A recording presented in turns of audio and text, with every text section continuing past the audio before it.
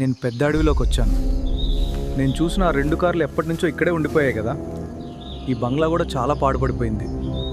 ఇక్కడున్న పాడైన కార్లను గడ్డి లేకుండా క్లీన్ చేశాను కానీ స్టార్ట్ అవడం లేదు. చాలా రోజులుంది, ఖరాబ్ అయి ఉన్నాయి కదా. ఒక ట్రక్ తీసుకురారా అని కారు ముందు సైడ్ ఇంజన్ డోర్ లేపి బ్యాటరీ దగ్గర పానాతో కదిలిచ్చాను కానీ అది ఏం సౌండ్ రాలేదు. మా ట్రక్ తీసుకుని వచ్చేదాకా ఇక్కడ ఏం చేయాలి అని నేను అక్కడ కనిపిస్తున్న పాడుపడ్డ ఇంట్లోకి వెళ్ళాను. అందులో ఎవరు ఆ ఇంట్లో కొన్ని వింతైన రాజుల నాటి వస్తువులు కనిపించాయి, కొన్ని ఫోటోలు కూడా కనిపించాయి. పక్కన చూస్తే కారు యొక్క తాళాలు కనిపించాయి. మనకెందుకు దిగని కారు తాళాలు పట్టుకొని బయటకు వచ్చాను. మా బ్రదర్ అయితే లారీ తీసుకొని వచ్చాడు. ఇక్కడ కనిపిస్తున్న పాడుపడ్డ కార్లను లారీలోకి తాడు సహాయంతో ఎక్కించాము. ఆ కార్లు చాలా బరువుగా ఉన్నాయి. మా ఇద్దరికి చాలా కష్టమైంది గాయస్. ఇప్పుడు కార్ను మెకానిక్ వద్దకు తీసుకొచ్చాను. మా ఇంజనీర్ పీ వాటర్తో సర్వీసింగ్ చేసి కార్నంతా క్లీన్ చేశారు. కార్ని అయితే టోటల్గా బాగు చేసాము. అందులోకి కార్ స్టార్ట్ చేసుకొని ఒకసారి ట్రయల్ కొట్టాను.